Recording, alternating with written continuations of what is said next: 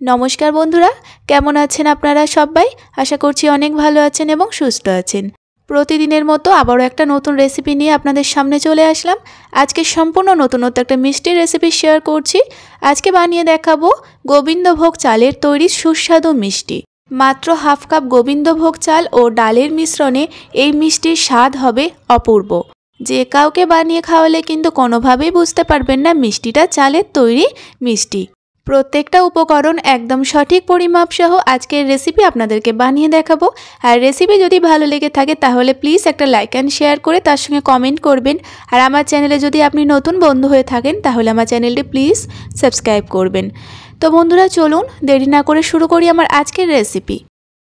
তো আজকের এই মিষ্টির প্রধান উপকরণ গোবিন্দভোগ চাল এবং তার সঙ্গে থাকবে মুগ ডাল। তো এখানে আমি একই কাপের মাপ করে হাফ কাপ গোবিন্দভোগ চাল আর হাফ কাপ মুগ ডাল সারা রাতের জন্য ভিজিয়ে রেখেছিলাম। তো আপনারা কমসে কম 2-3 ঘন্টা অবশ্যই ভিজিয়ে রাখবেন। তো এবার একটা ছাঁকনির মধ্যে চাল এবং ডালটা একসঙ্গে ঢেলে দেব। আর এর মধ্যে যে এক্সট্রা জলটা আছে সেটা সম্পূর্ণভাবে ঝরিয়ে নিতে হবে আর একদমই শুকিয়ে ড্রাই করে নিতে হবে যাতে একটুও না জল থাকে। তো এভাবেই 10 মিনিট রেখে দেওয়ার পরে রোদে শুকিয়ে নিয়েছি প্রায় 15 মিনিট।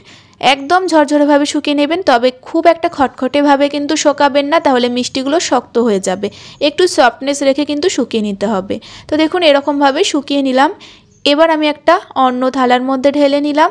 তো এবার কিন্তু এটাকে গুঁড়ো করে নিতে হবে। একটা মিক্সিং জার নিয়েছি, তবে চাল আর ডালটা একসঙ্গে ঢেলে নিচ্ছি আর জল ছাড়াই এটাকে একদমই ড্রাই করে গুঁড়ো করতে হবে মিহি করে।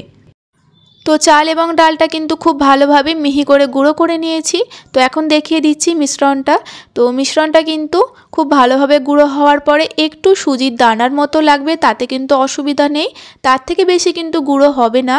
তো চলুন এবার আমি দেখিয়ে দেব যে কাজটা করা ভীষণ গুরুত্বপূর্ণ। এবার আমি একটা কাপ নিয়েছি, সেই একই মাপের কাপ। তো এই চাল এবং ডালের গুঁড়োর মিশ্রণটা আমি মেপে নিলাম, দেখুন 1 কাপ পরিমাণে আছে। তো এটা করার কারণ এই কাপ মেপেই কিন্তু আমি দুধটা ইউজ করব। তো গুঁড়োটা বানানোর পরে এখন আমি ডোটা তৈরি করব। একটা ফ্রাইং প্যানকে গরম করে 1 চামচ পরিমাণে ঘি দিয়ে দিলাম।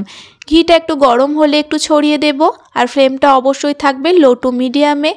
এবার গুঁড়ো করে রাখা মিশ্রণটা দিয়ে দিচ্ছি, কারণ ঘিয়ের সঙ্গে একটু ভেজে নেব, একদমই কিন্তু লাল করে ভাজবেন না, অল্প একটু মিশিয়ে নিতে হবে, জাস্ট হালকা করে মেশাচ্ছি, দেখুন একটুও ভাজা হবে না। ভাজা যদি বেশি হয় মিষ্টি কিন্তু শক্ত হয়ে যাবে। তো 1 থেকে 1.5 মিনিট মতো আমি ঘিয়ের সঙ্গে জাস্ট মিশিয়ে নিয়েছি। তো এবার আমি দুধ দিয়ে দেব। তো এখানে গরুর দুধ দিচ্ছি আগে থেকে জাল করা। যেই কাপে করে গুঁড়োটা নিয়েছিলাম সেই কাপের 2 কাপ পরিমাণে দুধ দিয়ে দিলাম। তো প্রথম অবস্থায় একটু পাতলা মনে হবে, তবে ধীরে ধীরে কিন্তু এই ডোটা শক্ত হয়ে আসবে। তো দেখতেই পাচ্ছেন আস্তে আস্তে কিন্তু ডোয়ের মতো তৈরি হয়ে আসছে। আর লো টু মিডিয়ামে রেখে কিন্তু ডোটা বানিয়ে নেবেন। গ্যাসের ফ্লেমটা লো টু মিডিয়ামে রেখে ডোটা তৈরি করবেন, কারণ হাই ফ্লেমে যদি তৈরি করা হয় তাহলে কিন্তু তাড়াতাড়ি দুধটা শুকিয়ে যাবে, ডোটা একদমই ভালো হবে না। তো বেশ কিছুক্ষণ পরে যখন হালকা টাইট হয়ে আসবে তখন কিন্তু অল্প পরিমাণে একটু ঘি দিয়ে আর আবারও নেড়ে চেড়ে ডোটা বানিয়ে নিচ্ছি। তো ডোটা কিন্তু এরকমই নরম অবস্থাতেই নামাতে হবে, এর থেকে বেশি কিন্তু টাইট করবেন না, যেহেতু চাল দিয়ে তৈরি হবে। তো এবার আমি ফ্লেমটা অফ করে চাপা দিয়ে 1 মিনিট মতো ঢেকে রাখবো। তো প্রায় 1 মিনিট মতো চাপা দিয়ে রেখেছিলাম। তো দেখুন চাপাটা খুলে নিলাম। এখনও কিন্তু ডোটা হালকা উষ্ণ গরম আছে। তো উষ্ণ গরম রেখে মেখে নিতে হবে আর একটু শক্ত হবে, খুব একটা বেশি কিন্তু শক্ত হবে না। তো এরকম নরম অবস্থাতে মেখে নিতে হবে।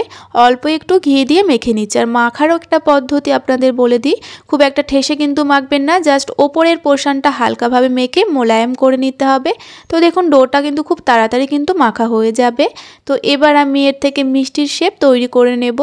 তবে আজকের মিষ্টির শেপগুলো আমি একটু ডিজাইন করে বানাবো। তো প্রথমে দেখুন এরকম হাত দিয়ে গোল করে নিচ্ছি, এরপর একটু চ্যাপটা করে প্রত্যেকটা মিষ্টি আমি বানিয়ে রেডি করে নেব। তারপরে আমি মিষ্টির ডিজাইনটা তৈরি করে আপনাদেরকে দেখাবো। তো দেখুন এইভাবে কিন্তু সবগুলো মিষ্টি আমি বানিয়ে নিয়েছি। তো এবার আমি ডিজাইনটা করে নেব। তো আপনারা চাইলে কিন্তু এইভাবেও মিষ্টিগুলো বানিয়ে রেসিপিটা তৈরি করবেন। তো এবার দেখুন আমি প্রথমে এরকম যোগ চিহ্নর মতো মিষ্টির গায়ে দাগ দিয়ে দিলাম। এবার দেখুন কিভাবে করছি, এখানে বোঝানোর মতো কিছুই নেই, আপনারা একটু দেখলেই বুঝতে পারবেন যে কতটা সহজ আর কতটা সুন্দর দেখতে লাগছে। দেখুন তো দেখুন 4টে কোণ ধরে খুব সুন্দরভাবে ফুলের মতো করে বানিয়ে নিয়েছি। এবার একটা চামচের সাহায্যে আবারও আমি দাগ দিয়ে দিচ্ছি, তাহলে কিন্তু ডিজাইনটা তৈরি হয়ে যাবে। আর এই কাজটা কিন্তু চামচ দিয়েও বানাতে পারেন, আবার ছুরি দিয়েও বানিয়ে নিতে পারেন। খুবই সহজ, আপনারা একটু দেখলেই কিন্তু বুঝতে পারবেন। আর এইভাবে বানালে কি হয়, মিষ্টিগুলো দেখতে অনেক সুন্দর হয়। তো দেখুন একইভাবে প্রত্যেকটা মিষ্টি বানিয়ে নিয়েছি, কারণ প্রত্যেকটা মিষ্টি বানাতে গেলে অনেকটাই সময় লাগবে, তাই একটা বানিয়ে আপনাদের দেখিয়ে দিলাম। তো দেখুন বানানোর পরে এইভাবে আমি একটু মাঝখানটা গর্ত করে দিলাম। তো ফাইনালি মিষ্টিগুলো রেডি। এবার মিষ্টিগুলোকে ভেজে নিতে হবে। তো ভাজার জন্য রিফাইন্ড অয়েল ভালোভাবে গরম করেছি, আর গরমটা ভীষণ ইম্পর্টেন্ট, খুবই ভালোভাবে করতে হবে, মানে হালকা ধোয়া উঠবে এরকম গরম করতে হবে। খুব একটা বেশি ধোয়া তেলে কিন্তু একদমই দেবেন না, তাহলে মিষ্টিগুলো পুড়ে যাবে। হালকা ধোয়া তেলে মিষ্টিগুলো দিতে হবে। তো এবার গ্যাসের ফ্লেমটা মিডিয়ামে রেখে প্রথমে আমি কড়াইটা ধরে একটু নাড়িয়ে দিলাম। প্রথমে খুন্তি দিলে কি হবে, মিষ্টিগুলো কিন্তু নরম অবস্থায় থাকবে, ভেঙে যাবে। তো বেশ কিছুক্ষণ পরে দেখবেন মিষ্টিগুলো একটু শক্ত হয়ে আসবে আর তেলের মধ্যে কিন্তু ভেসে উঠবে। ঠিক সেই সময়ই মিষ্টিগুলো নেড়ে চেড়ে ব্রাউন করে ভেজে নিতে হবে। তো দেখুন মিষ্টিগুলো কিন্তু একটাও ভেঙে যায়নি। মিষ্টিগুলো না ভাঙার একটাই কারণ হচ্ছে তেলটা কিন্তু একদম ঠিকঠাক গরম হয়েছে। একদম হালকা গরম তেলে মিষ্টি দেবেন না, তাহলে কড়াইয়ে লেগে যাবে, প্রত্যেকটা মিষ্টি ভেঙে যাবে। তো চলুন এবার আমি মিষ্টিগুলো তেল ঝরিয়ে নামিয়ে নেব।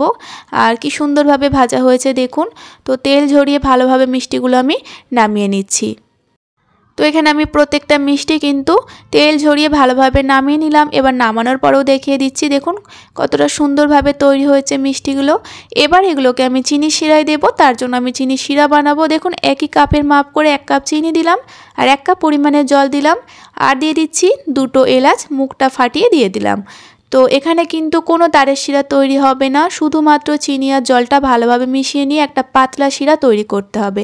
তো চিনি জল মেশানোর পরে যখন শিরাটা ফুটে উঠবে তখন জাস্ট 10 সেকেন্ড মতো ফুটিয়ে নিতে হবে।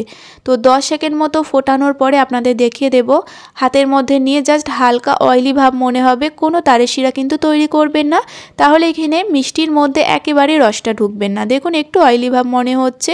তো এই সময় দিয়ে দিতে হবে ভেজে রাখা মিষ্টিগুলো। তো মিষ্টিগুলো দেওয়ার সঙ্গে সঙ্গেই কিন্তু ফ্লেমটা অফ করে দিলাম। আর এই মিষ্টিগুলোর মধ্যে কিন্তু রস ঢুকতে বেশি সময় লাগবে না, খুব ভালোভাবে একটু মিশিয়ে নেব। আর এভাবে আমি 15 মিনিট চাপা দিয়ে রাখবো। তো 15 মিনিটের মধ্যে কিন্তু মিষ্টিগুলোর মধ্যে খুবই ভালোভাবে রসটা ঢুকে যাবে। তো মিষ্টিগুলো প্রায় 15-20 মিনিট মতো আমি চাপা দিয়ে রেখেছিলাম, তারপরে কিন্তু আপনাদের দেখিয়ে দিচ্ছি। তো দেখুন রসটা কতটা কমে গিয়েছে, আর মিষ্টিগুলোর মধ্যে রসটা কিন্তু ভীষণ সুন্দরভাবে ঢুকেছে। তো একটা তুলেও দেখিয়ে দিচ্ছি কতটা ডেলিশিয়াস দেখতে লাগছে মিষ্টিগুলো। তো তৈরি হয়ে গেল দারুণ স্বাদের গোবিন্দভোগ চাল এবং মুগ ডালের সংমিশ্রণে তৈরি সুস্বাদু মিষ্টি। তো দেখুন মিষ্টিটা কাটা দেখে কিন্তু আপনারা বুঝতেই পারছেন কতটা সফট হয়েছে ভেতর থেকে, একদমই নরম তুলতুলে। তো বন্ধুরা আজকের এই মিষ্টির স্বাদ কিন্তু বলে বোঝানোর মতো নয়, সম্পূর্ণ নতুনত্ব একটা মিষ্টির রেসিপি আপনাদের সঙ্গে শেয়ার করলাম। আপনারা কিন্তু অবশ্যই বাড়িতে ট্রাই করবেন, আশা করছি আপনাদের ভালো লাগবে। আর ভালো লেগে থাকলে অবশ্যই একটা লাইক অ্যান্ড শেয়ার করে তার সঙ্গে কমেন্ট করে জানাবেন। আর আমার চ্যানেলে যদি এরকম নিত্য নতুন রেসিপি পেতে চান তাহলে আমার চ্যানেলটি প্লিজ সাবস্ক্রাইব করবেন। আজকের ভিডিওর পর্যন্তই, আপনারা সকলেই ভালো থাকবেন।